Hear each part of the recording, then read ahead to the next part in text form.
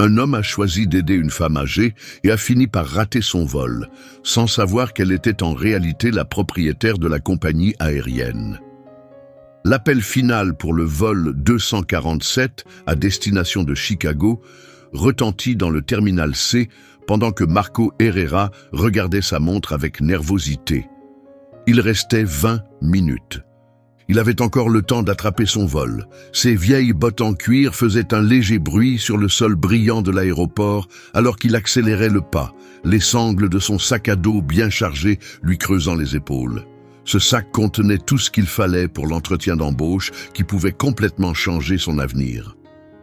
À l'intérieur, il avait soigneusement rangé ses CV imprimés, la seule chemise correcte qu'il possédait, pliée avec soin pour éviter les faux plis, et un petit carnet usé rempli de questions réfléchies qu'il avait préparé tard dans la nuit. Ce n'était pas un entretien comme les autres. Après avoir passé 15 ans à réparer des moteurs dans un petit garage de sa ville natale, vivant au jour le jour, il avait enfin reçu une réponse de Midwest Motors. C'était une chance pour un poste de mécanicien de niveau intermédiaire, avec assurance maladie, congés payés et surtout un peu de stabilité. À 42 ans, Marco avait presque perdu espoir de voir un jour une telle opportunité. Il avait réussi à économiser pendant des mois pour se payer ce billet d'avion, et maintenant il courait après le temps, presque à bout.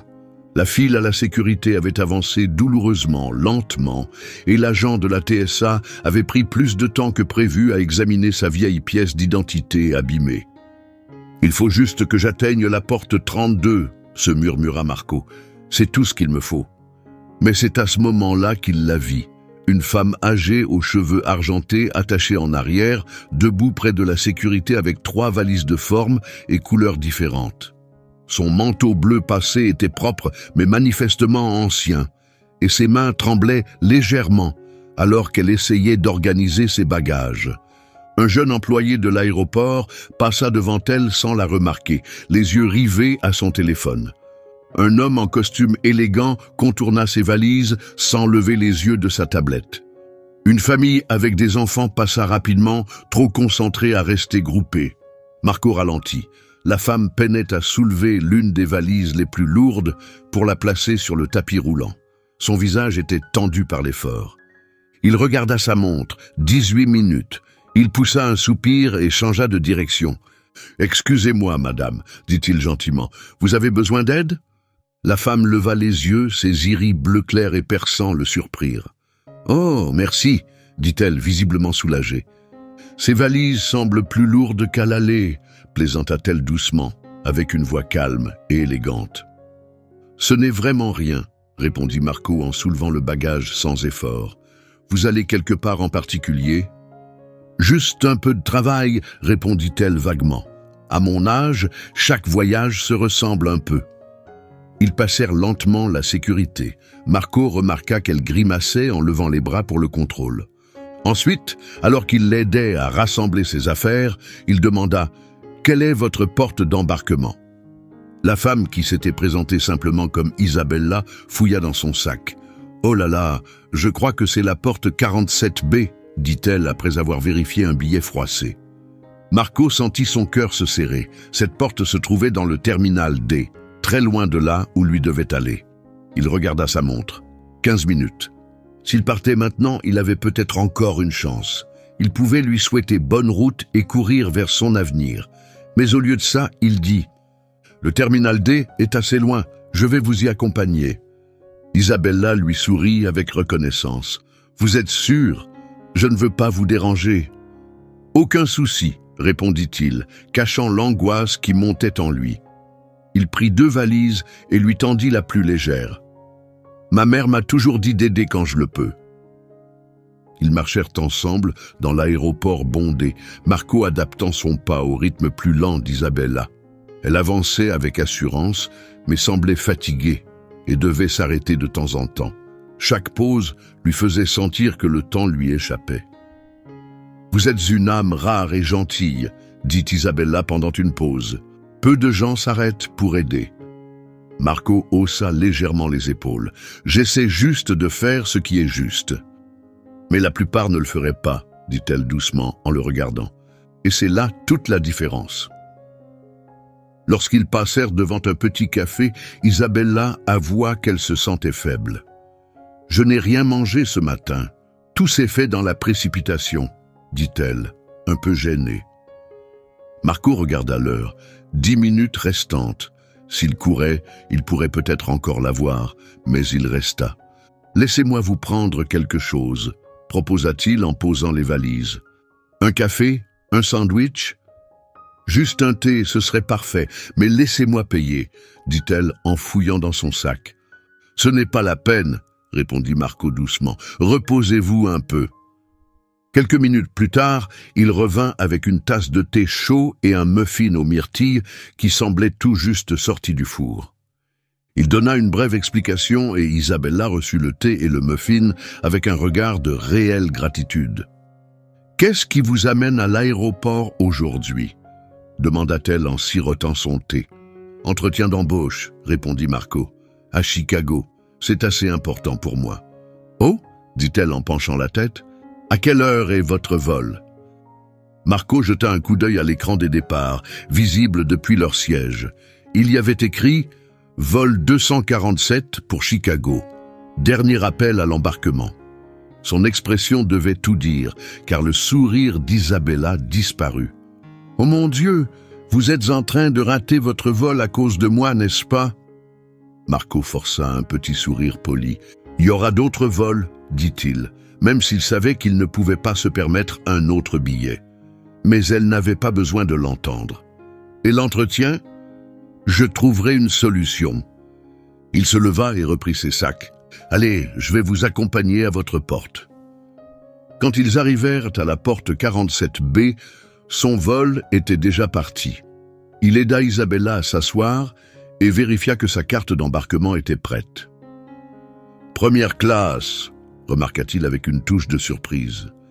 Isabella esquissa un petit sourire amusé. « Un petit luxe que je m'accorde ces temps-ci. »« Voilà, tout est prêt, » dit Marco. « L'embarquement commencera dans environ 40 minutes. » Son esprit tournait déjà à toute vitesse. Devait-il essayer de reprogrammer l'entretien ? Dormir à l'aéroport, appeler l'entreprise et supplier une seconde chance? « Attendez, » dit Isabella en l'arrêtant. « Je ne connais même pas votre nom. »« Marco Herrera. »« Merci, Marco Herrera. » Elle tendit la main et la posa doucement sur la sienne avec une poigne plus ferme que prévu.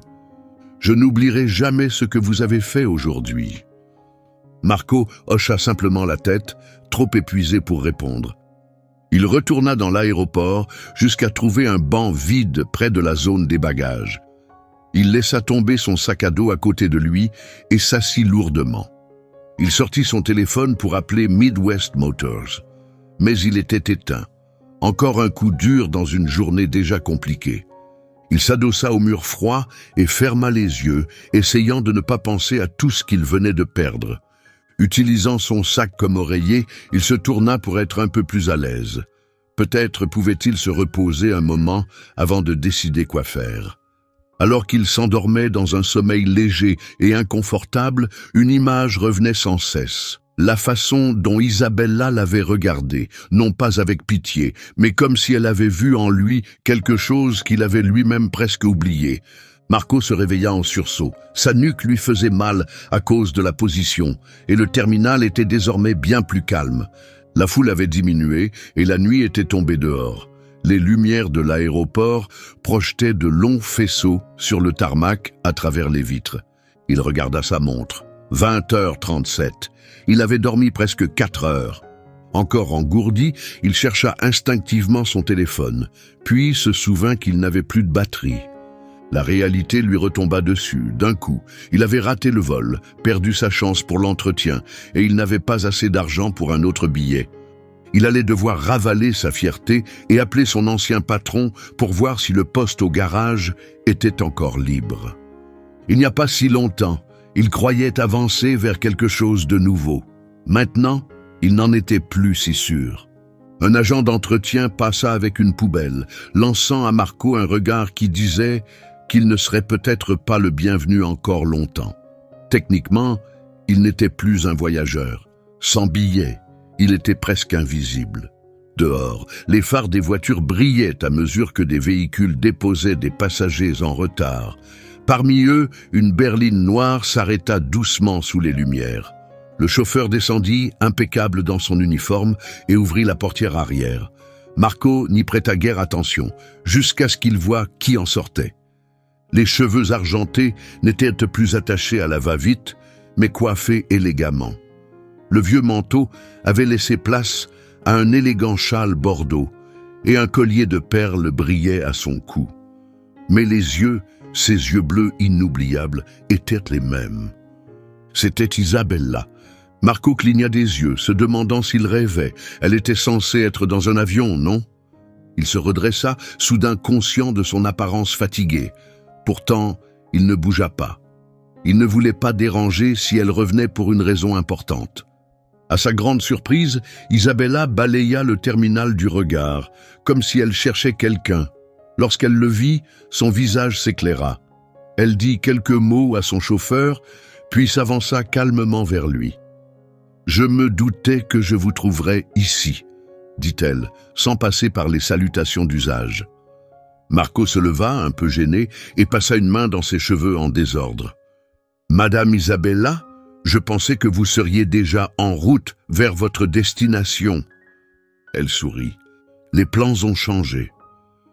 Quelque chose avait changé chez elle. De près, Marco le sentait. Sa voix restait douce, mais une confiance tranquille s'en dégageait, une présence qu'il n'avait pas remarquée auparavant. « Et vous, Marco Herrera, dit-elle en inclinant la tête, vous êtes encore ici parce que... » Il haussa les épaules, fatigué. « J'essaie de réfléchir à la suite. Mon téléphone est mort et l'entretien... » La voix de Marco s'éteignit. Il ne voulait pas qu'elle se sente coupable. « Celui de Chicago, » dit doucement Isabella, terminant la phrase à sa place. « Celui que vous avez manqué parce que vous avez aidé une vieille femme à trouver sa porte. » Marco haussa les épaules, sans conviction. Comme je l'ai dit, il y aura d'autres occasions. Même à ses propres oreilles, ces mots sonnaient faux. Isabella le regarda un moment, la tête légèrement inclinée. Puis elle dit « Et s'il y avait un autre moyen d'aller à Chicago ce soir ?»« Ce soir ?» répéta Marco confus. « Qu'est-ce que vous voulez dire ?»« J'y vais moi-même, » répondit-elle calmement. « Tout de suite, en fait. » Marco cligna des yeux. « Mais vous venez juste d'arriver. »« J'avais quelque chose à régler d'abord, » dit-elle. « Maintenant, je retourne là où j'étais censé aller. » Elle fit une pause, en jet privé. Il fallut quelques secondes à Marco pour comprendre. Jet privé? Qui était vraiment cette femme? « J'aimerais que vous veniez avec moi, » continua-t-elle. « Un petit geste pour vous remercier de votre gentillesse tout à l'heure. » Marco se tortilla, visiblement mal à l'aise. « C'est incroyablement généreux, mais je ne peux vraiment pas accepter... »« J'insiste, » dit Isabella doucement, le coupant. « Vous m'avez aidé alors que tout le monde m'ignorait. Laissez-moi faire quelque chose en retour. »« Mais pourquoi ?» demanda Marco, toujours déconcerté. « Vous ne me connaissez même pas !» Ses yeux brillèrent. « J'en sais assez. Je sais que vous avez renoncé à quelque chose d'important pour aider une inconnue. Je sais que vous m'avez offert du thé quand je ne me sentais pas bien. Et je sais que vous n'avez jamais regardé votre montre quand vous pensiez que je ne vous voyais pas. » Elle posa une main sur son bras. « Parfois, c'est tout ce qu'on a besoin de savoir sur quelqu'un. » Marco hésita. Tout cela semblait irréel. Un instant plus tôt, il somnolait sur un banc, convaincu d'avoir touché le fond. Et maintenant, cette femme élégamment vêtue, visiblement influente, lui proposait une place sur son jet privé. Il lui vint à l'esprit que ce pouvait être une blague ou une arnaque, mais il ne voyait pas ce que quelqu'un aurait pu gagner à s'en prendre à un homme comme lui. « Regardez-moi », dit-il en désignant ses vêtements usés, puis les siens, raffinés.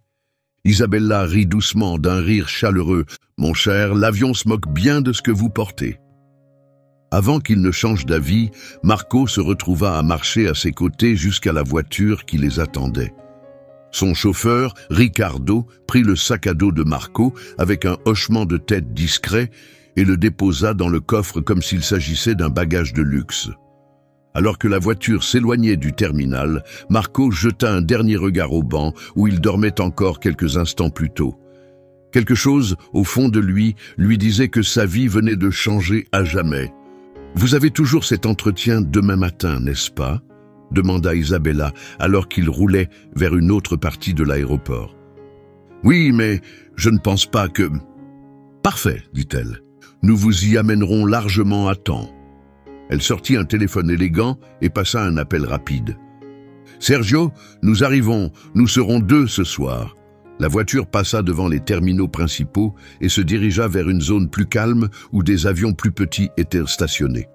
Bientôt, ils arrivèrent devant un hangar privé où un jet blanc attendait avec l'escalier déjà déployé. « C'est... » Marco ne parvint même pas à terminer sa phrase. « Notre vol ?» dit Isabella avec un sourire. « Oui. » Avec l'aide de Ricardo, elle descendit de la voiture. « Venez, Marco, Chicago nous attend !» Toujours incertain de rêver ou non, Marco la suivit vers le jet. En approchant des marches, il remarqua un logo élégant au-dessus de la porte, un oiseau en plein vol, surmontant les lettres A à H. « Après vous », dit Isabella en lui indiquant les marches. Marco inspira profondément et monta dans un monde qu'il n'aurait jamais imaginé rejoindre. À l'intérieur, le jet n'était pas seulement luxueux, il était époustouflant. Il s'attendait à des sièges en cuir et un intérieur chic, mais c'était plutôt un salon privé digne d'un appartement haut de gamme.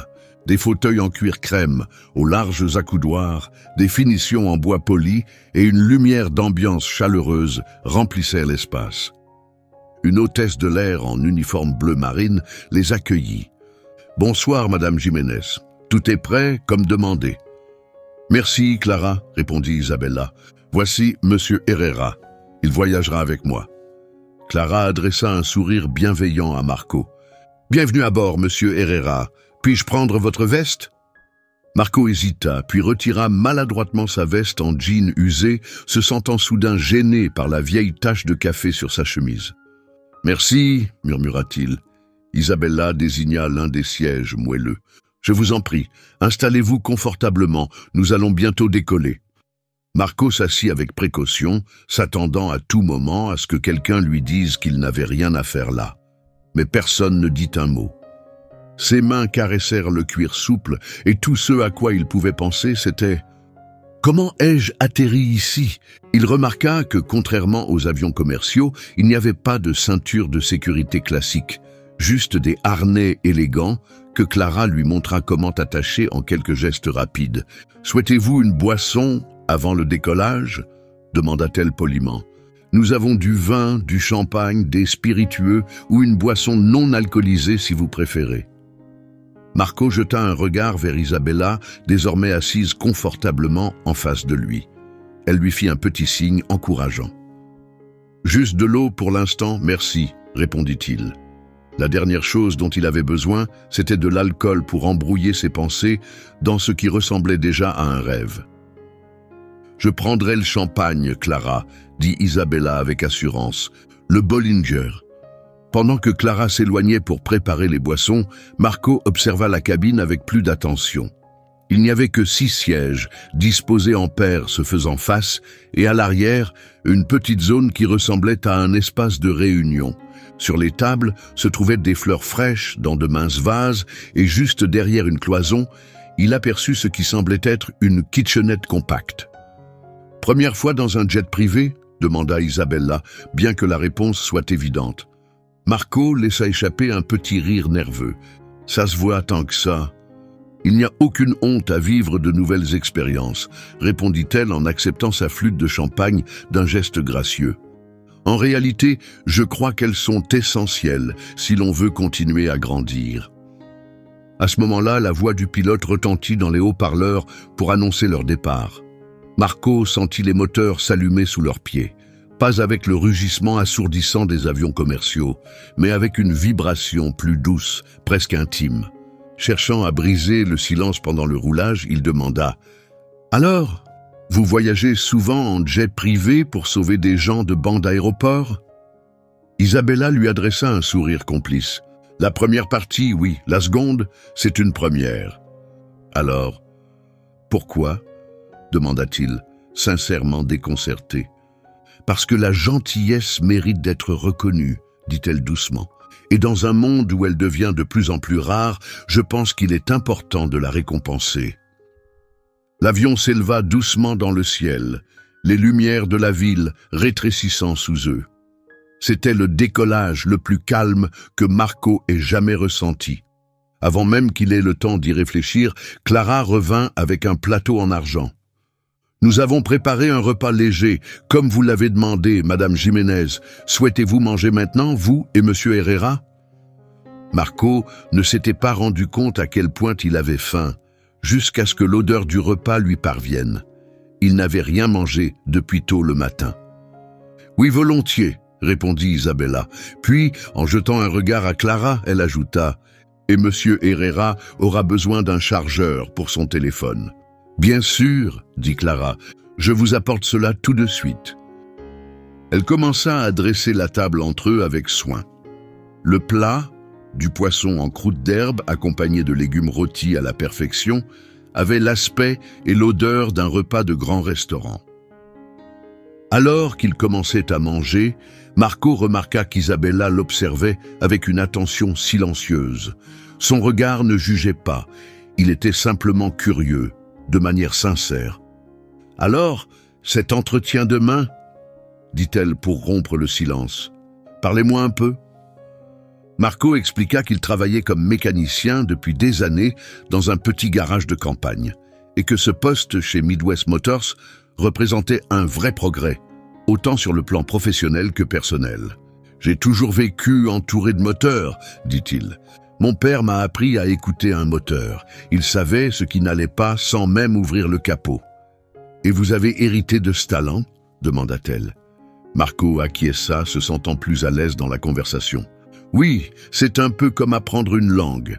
Une fois qu'on en comprend le rythme, on peut entendre ce qui cloche. Des ratés, un mauvais calage des soupapes, un problème d'admission d'air. Tout a un son différent. »« Fascinant !» dit Isabella, et elle semblait vraiment intéressée. « Qu'est-ce que ce poste vous apporterait que vous n'avez pas déjà ?» demanda-t-elle. Marco fit une pause, puis répondit avec sincérité « La sécurité, j'ai fait le même travail pendant des années, mais sans avantage. Pas de couverture santé, pas de congé. Ce travail me permettrait de respirer un peu, peut-être économiser, avoir enfin un chez moi. » Isabella hocha la tête pensive. « Des objectifs simples. »« Je suis un gars simple, » dit Marco avec un sourire en coin, « même si je ne donne pas vraiment l'exemple en matière d'humilité, vu que je mange de la cuisine gastronomique à 10 000 mètres d'altitude. » Cela fit rire Isabella. Peut-être que la modestie est un peu surestimée. Une fois le repas terminé, Clara revint pour débarrasser et leur servir un café. Marco remarqua qu'Isabella la remerciait toujours par son prénom, avec un ton respectueux, jamais condescendant. Cela lui fit encore se demander qui était vraiment cette femme. Clara revint avec le chargeur de téléphone que Marco accepta comme s'il s'agissait d'une bouée de sauvetage. « Vous n'avez pas idée à quel point je vous suis reconnaissant, » dit-il sincèrement. « Je dois appeler l'entreprise. Peut-être qu'ils accepteront encore de me faire passer l'entretien. » « Allez-vous leur dire ce qui s'est passé ?» demanda Isabella avec curiosité. Il sourit faiblement. « Probablement pas. Ils ne me croiraient jamais. On croirait que j'invente des excuses. » Il sortit alors son vieux portefeuille en cuir, usé par le temps, et en tira un billet froissé de 20 $. « Je veux laisser quelque chose pour Clara, » dit-il doucement. « Pour le service. Et la gentillesse. »« Un pourboire, » avait-il simplement dit. Isabella l'observa avec une curiosité silencieuse pendant qu'il se leva, marcha discrètement jusqu'à la kitchenette et remit le billet à Clara en la remerciant une fois de plus. Quand il revint à sa place, son expression était difficile à lire. Après un moment, elle parla. « Vous savez, dit-elle avec douceur, dans les vols privés comme celui-ci, les pourboires sont généralement pris en charge par l'hôte, le passager principal. » Le rouge monta aux joues de Marco. « Je ne voulais pas dépasser les limites, dit-il rapidement. C'est juste que, là d'où je viens, on remercie les gens directement quand ils font quelque chose pour vous. » À son grand soulagement, Isabella lui adressa un petit sourire. « Ce n'est pas la peine de vous excuser, c'était attentionné. » Elle but une gorgée de café avant de poursuivre. « Dites-moi, Marco, avez-vous déjà voyagé à l'étranger? Vu le monde ?» Le changement de sujet le prit par surprise. « Pas vraiment, » admit-il. « Je suis allé une fois au Canada pour un salon automobile et une autre fois au Mexique pendant mes années fac. » Il haussa les épaules. « Voyager, c'est cher. » Isabella acquiesça. « Oui, c'est vrai. » Elle regarda par le hublot perdu dans la nuit. Puis, presque d'un ton anodin, elle demanda « Vous connaissez la compagnie Jiménez Airlines ?» Marco fronça les sourcils. « Je crois. C'est la nouvelle compagnie, non? Celle qui a commencé avec de petites lignes, puis a grandi rapidement? » « Exactement, » répondit-elle. « Nous nous sommes beaucoup développés ces 10 dernières années. » Elle désigna la cabine autour d'eux. « En fait, vous êtes assis dans l'un de nos appareils exécutifs. » Marco regarda autour de lui avec une curiosité renouvelée. « Alors, vous travaillez pour eux, pour Jiménez ?» Le coin des lèvres d'Isabella se releva en un sourire plein de sous-entendus. « D'une certaine manière, » répondit-elle. Elle se pencha légèrement, son regard devenu soudain plus direct. « Marco, je crois qu'il est temps que je me présente correctement. Je suis Isabella Jiménez. J'ai fondé Jiménez Airlines il y a 15 ans et j'en suis toujours la seule propriétaire et PDG. » La tasse de café s'arrêta à mi-chemin de la bouche de Marco. Son esprit eut du mal à assimiler ce qu'elle venait de dire. La femme qui l'avait aidée, si discrète, presque fragile, était en réalité la propriétaire d'une compagnie aérienne. « Vous êtes... » Il posa la tasse avec précaution, les mains tremblantes. « Je ne comprends pas. »« C'est simple, » dit-elle avec assurance. « J'ai créé Jiménez Airlines et je la dirige encore. Le jet dans lequel vous êtes, il fait partie de ma flotte. » Marco fixa l'intérieur de la cabine à nouveau, remarquant soudain les détails qu'il avait négligés, le logo au-dessus de la porte, le design raffiné, les initiales. HA, ses initiales. « Mais alors pourquoi étiez-vous... » Il n'arrivait même pas à formuler la question. « Pourquoi étais-je dans le terminal, avec de vieilles valises, habillées simplement et en difficulté comme une passagère ordinaire ?» dit-elle en terminant sa pensée. « C'est une chose que je fais une fois par an. Je vole incognito sur l'un de mes vols, juste pour observer. » Tout s'éclaira dans l'esprit de Marco. « Vous testiez vos employés, » dit-il lentement. « Vous observiez comment ils traitent les gens quand personne ne les regarde. » Isabella acquiesça. « Exactement. Les rapports et les formulaires de satisfaction ne disent pas tout. Si on veut vraiment comprendre son entreprise, l'expérience vécue par les clients, il faut la vivre soi-même. » Marco déglutit avec difficulté. « Et comment ils s'en sont sortis aujourd'hui ?» Le sourire d'Isabella s'effaça légèrement. « Pas très bien, dit-elle calmement. Personne ne m'a proposé d'aide. L'agent à la porte d'embarquement m'a à peine regardé. Un steward est passé sans un mot, les yeux rivés sur son téléphone. Aucun d'eux n'a fait d'effort. » Elle poussa un long soupir. « Il y aura des conséquences. Je peux vous le promettre. » L'avion trembla légèrement à cause d'une zone de turbulence, faisant vibrer l'eau dans le verre de Marco. Aucun des deux ne réagit. « Mais, » ajouta-t-elle d'un ton plus doux, « ce voyage ne sert pas uniquement à évaluer le personnel. Il s'agit aussi d'observer les gens, des inconnus, voir comment ils agissent quand ils pensent que personne d'influent ne les regarde. » Marco se tortilla sur son siège, les pièces du puzzle s'assemblant peu à peu, ses gestes, leurs rencontres, ce vol. « Donc, je faisais partie de l'expérience ?»« Pas intentionnellement, » répondit Isabella. « Mais oui, vous êtes devenu un élément inattendu. » Son regard s'adoucit. « En 15 ans à faire cela, embarqué comme n'importe quel passager, savez-vous combien de personnes se sont arrêtées pour m'aider ?» Marco secoua la tête. « 6, dit-elle calmement. « Seulement 6, et aucun n'a fait ce que vous avez fait. » Les oreilles de Marco chauffèrent. Je n'ai rien fait d'extraordinaire. » « Vous l'avez fait, » répondit Isabella en se penchant à nouveau vers lui. « Vous avez renoncé à quelque chose d'important pour aider une inconnue. Pas pour être reconnu, pas pour qu'on vous félicite, juste parce que c'était la bonne chose à faire. » La manière dont elle le disait faisait que Marco se sentait à découvert, presque mal à l'aise, comme si elle avait vu en lui quelque chose qu'il n'avait pas perçu depuis longtemps. Marco n'avait jamais considéré la simple décence comme une rareté. Pour lui, aider quelqu'un dans le besoin était ce que tout le monde aurait dû faire. « N'importe qui aurait aidé, » dit-il doucement. « Non, » répondit Isabella, sa voix soudain ferme. « Ce n'est pas le cas. C'est exactement ce que j'ai appris au fil des ans. La plupart des gens passent sans rien voir. Ou pire, ils voient et choisissent quand même de détourner le regard. » Avant qu'il ne puisse répondre, Clara arriva avec du café fraîchement préparé qu'elle posa doucement sur la table. Ce qui frappa Marco, c'était que le comportement de l'hôtesse n'avait pas changé depuis la révélation de l'identité d'Isabella, toujours calme, professionnelle et chaleureuse.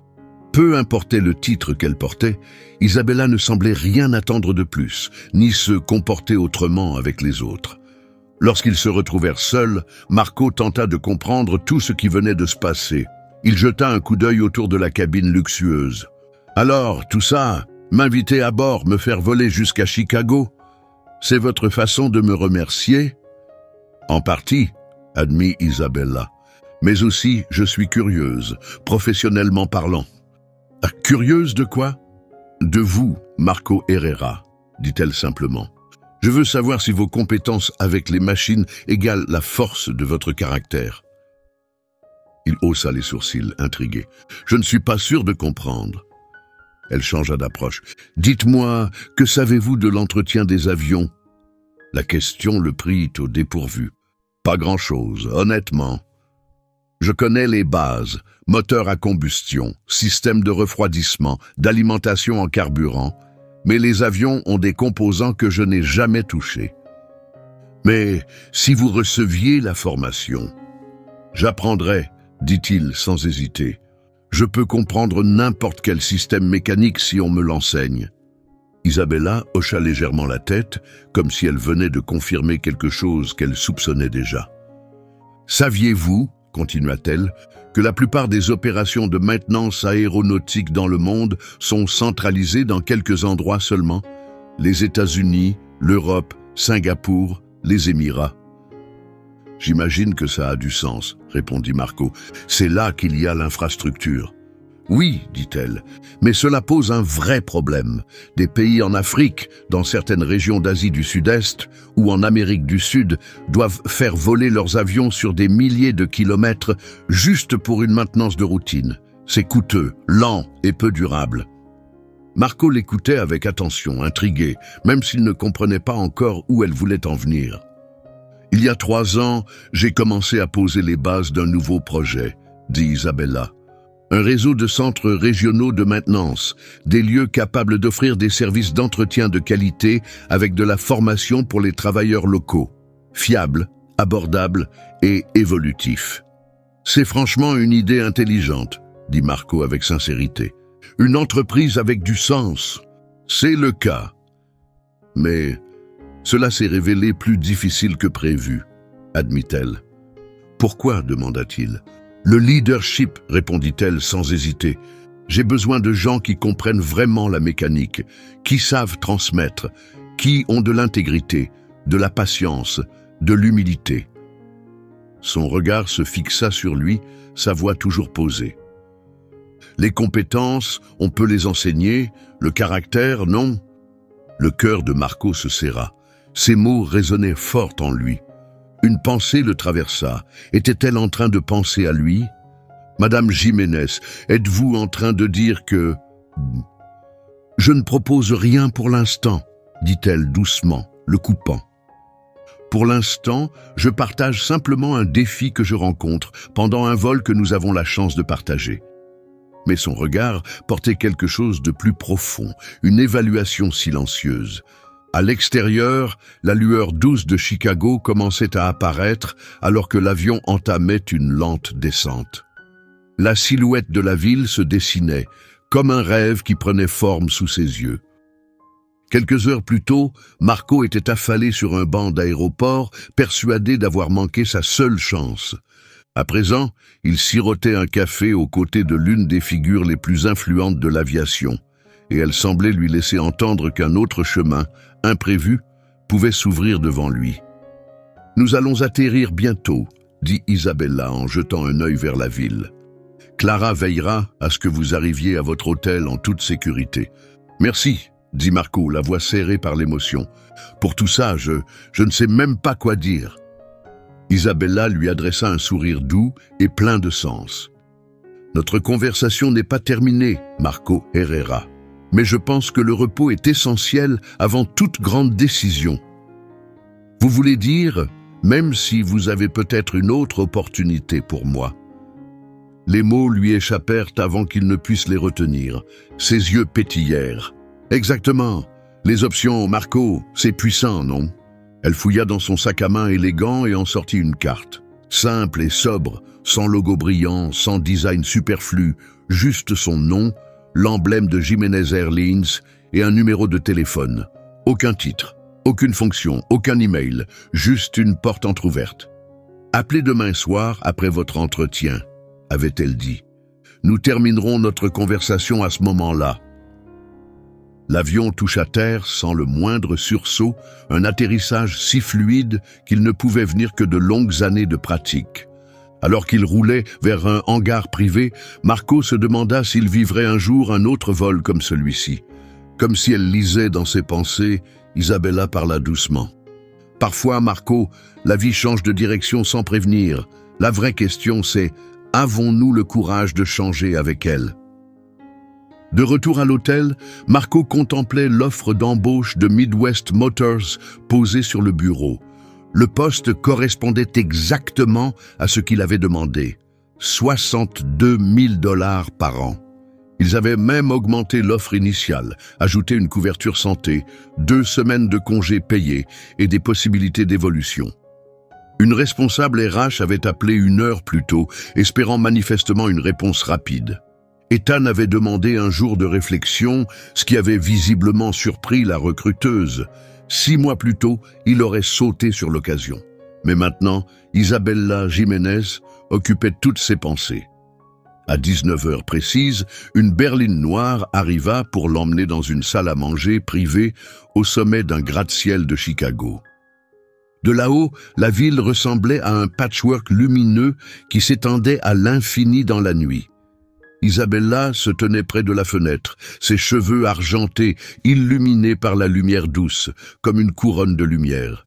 « C'est magnifique, n'est-ce pas ?» dit-elle sans se retourner. « De cette hauteur, on voit ce qui reste caché depuis la rue. »« C'est incroyable !» répondit Marco en s'approchant. « J'ai entendu parler de votre entretien, » dit-elle en se tournant enfin vers lui. « Ils vous ont fait une offre !» Marco n'était pas surpris qu'elle le sache. Oui, merci. C'est une belle opportunité. Vraiment ? demanda-t-elle, les yeux fixés dans les siens. Ou bien est-ce juste un peu mieux que ce que vous aviez avant ? La question le déstabilisa. N'est-ce pas comme ça que les choses avancent ? Un pas après l'autre, avec à chaque fois une petite amélioration ? Elle sourit. Parfois, mais parfois, la vie nous offre des ascenseurs à la place des escaliers. Elle désigna la table dressée pour 2. « On s'installe ?» Une fois assis, Isabella révéla la véritable raison de leur rencontre. Jiménez Airlines s'apprêtait à lancer un projet à l'échelle mondiale. Elle déplia une carte sur la table, montrant des pays comme le Kenya, le Brésil, le Vietnam et l'Indonésie.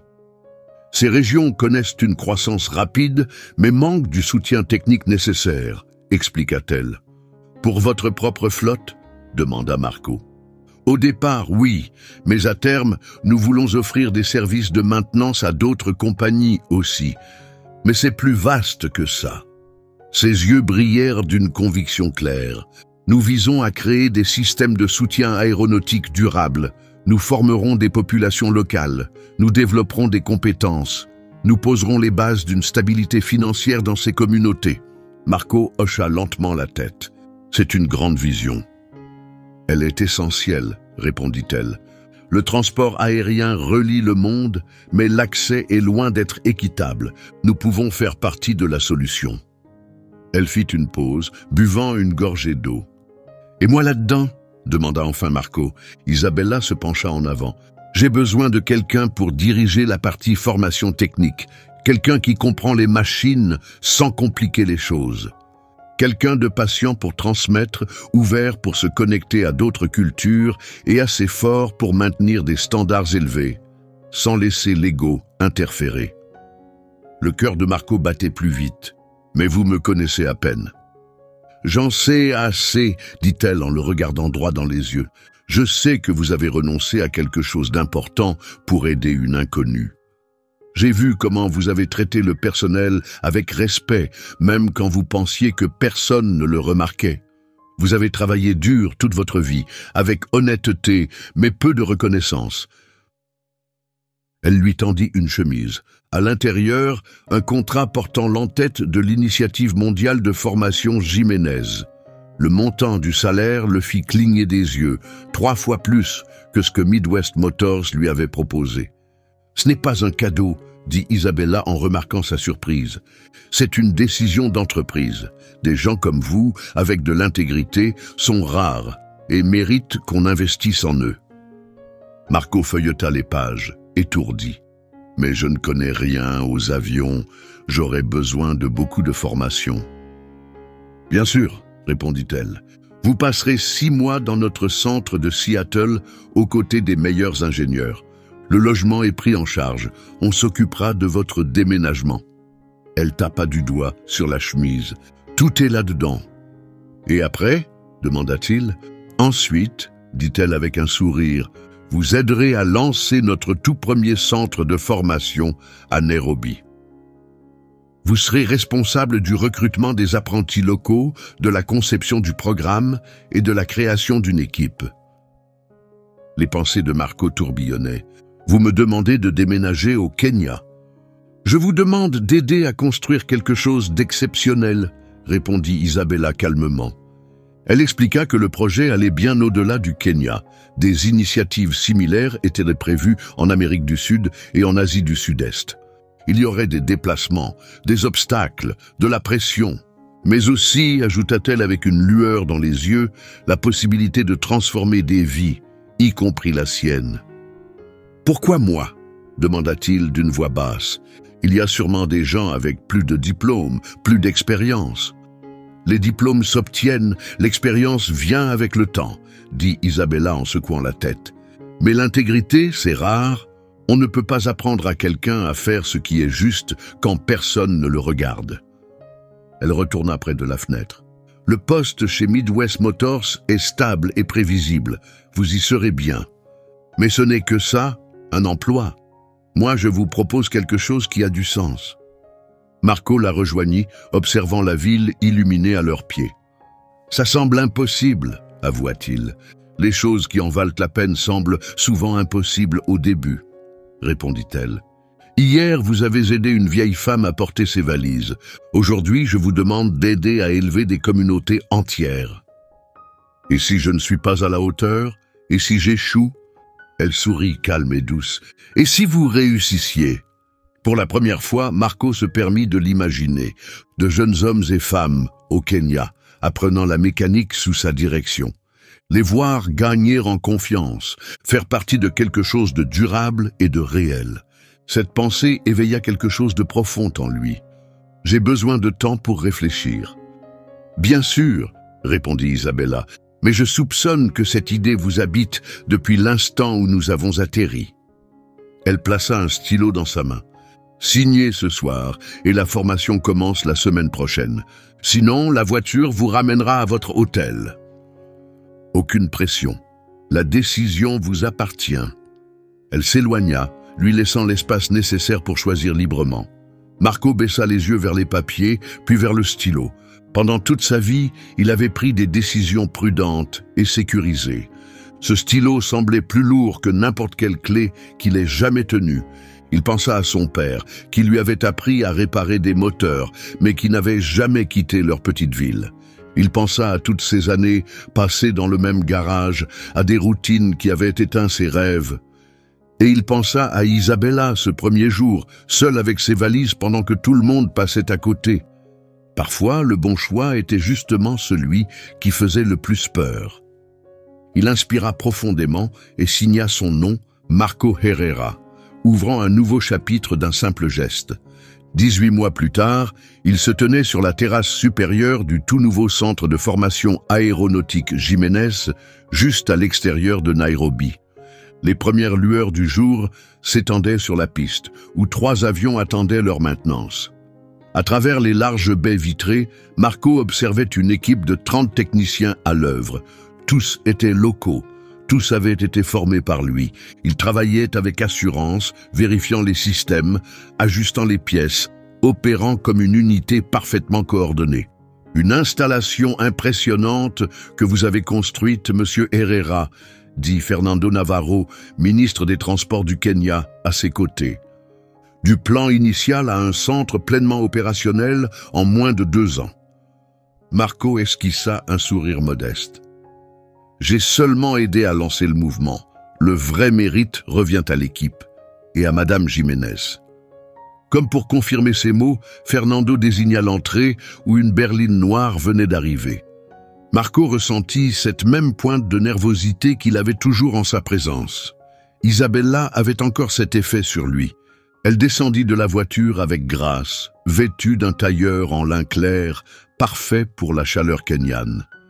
À 73 ans, ses gestes étaient plus lents qu'autrefois, mais son regard restait clair et perçant. « Ministre Navarro », dit-elle en lui serrant la main avec fermeté et bienveillance. « Merci d'être ici. Comment aurais-je pu ne pas venir ?» répondit-il. « Votre centre a déjà créé plus de 100 emplois, et bien d'autres suivront. Et j'ai entendu dire que vous venez de signer votre premier contrat extérieur. »« Oui ?» acquiesça Isabella. « Ethiopian Airways.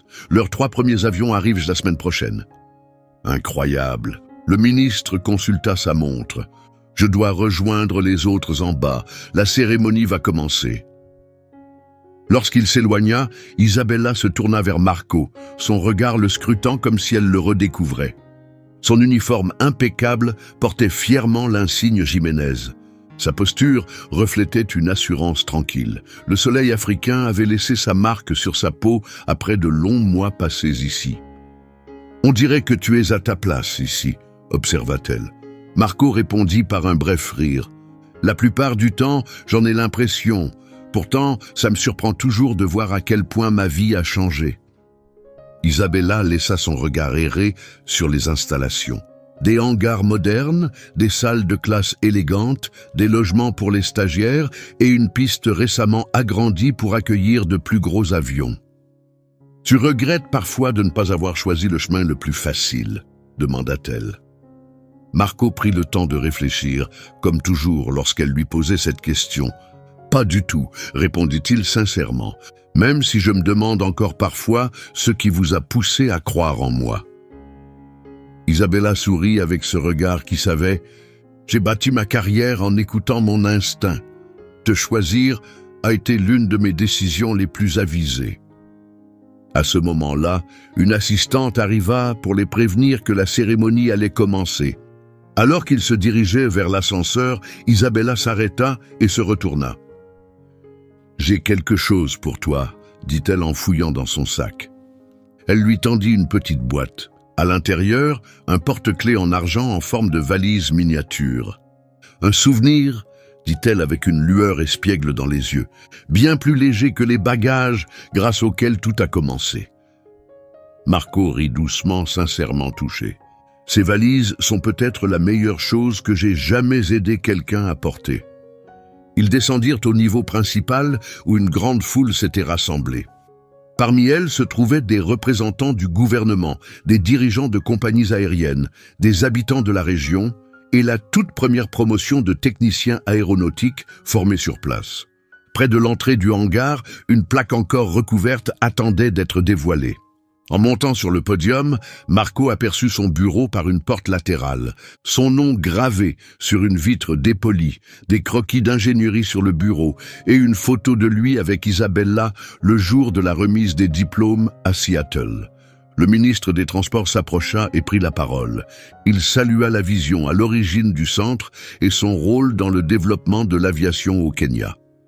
Marco entendait les mots, mais son esprit repartait vers ce jour où il s'était endormi sur un banc d'aéroport, persuadé d'avoir touché le fond.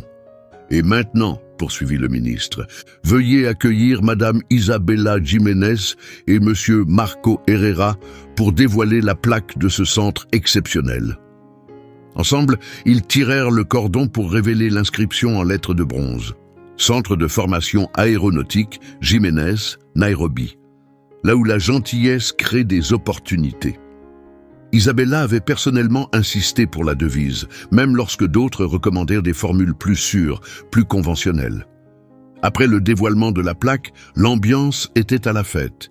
Les invités vinrent féliciter l'équipe et Isabella marchait aux côtés de Marco, le bras lié au sien. « Tu veux savoir ce dont je suis la plus fière ?» demanda-t-elle à voix basse. « Le programme ? Les partenariats internationaux? Avoir mis un pied sur le marché est-africain ?» devina-t-il. Elle secoua doucement la tête. « D'avoir encore la capacité de reconnaître les bonnes personnes quand je les rencontre. Tu es allé bien au-delà de ce que quiconque aurait pu attendre. Si tu le veux, le nouveau centre de São Paulo est à toi. Tu en seras le directeur. » Une vague d'émotion traversa Marco. Ce serait un immense honneur.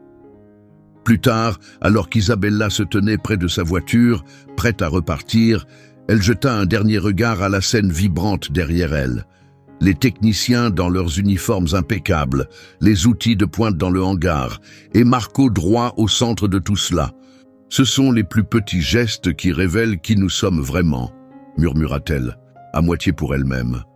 On ne sait jamais qui regarde, même un simple geste peut changer une vie. Marco hocha la tête, pensant à toutes les vies désormais liées à la sienne. Les étudiants, les familles, les passagers qui ne connaîtraient jamais son nom, mais qui bénéficieraient de cieux plus sûrs grâce à son travail. « Bon voyage, Isabella », dit-il avec un sourire. « On se retrouve dans 3 mois pour le projet au Vietnam ?»« J'y serai, » promit-elle. Alors que sa voiture s'éloignait, elle baissa la vitre. « Oh, et Marco » appela-t-elle. « Merci d'avoir porté mes valises ce jour-là. » Il la regarda disparaître au loin. Puis, il se tourna vers le centre, son centre, prêt à affronter la suite. Quelque part dans un autre aéroport bondé, quelqu'un vivrait peut-être un moment comme celui qu'il avait vécu. Il espérait qu'il choisirait la compassion plutôt que la commodité. Parce qu'on ne sait jamais ce qu'un vol manqué peut apporter. Aujourd'hui, Marco se trouvait dans un autre véhicule de luxe, celui-ci glissant silencieusement dans le quartier chic de Gold Coast, à Chicago. La voiture s'arrêta devant un restaurant discret, marqué uniquement par un chiffre doré sur la porte. À l'intérieur, le maître d'hôtel le guida à travers une salle tamisée jusqu'à un coin privé. Isabella Jiménez était déjà là, assise à une table ronde, concentrée sur une tablette remplie de documents.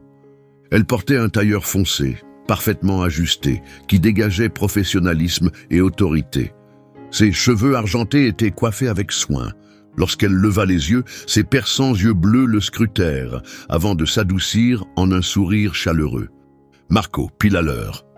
Il tira maladroitement sur sa veste, la même qu'il avait achetée des années plus tôt pour le mariage d'un cousin. « Madame Jiménez. »« Isabella » corrigea-t-elle en balayant la formalité d'un geste. « Je crois que nous avons mérité cela. » Elle désigna la chaise en face d'elle. « Un verre de vin ? Juste de l'eau pour l'instant, merci. »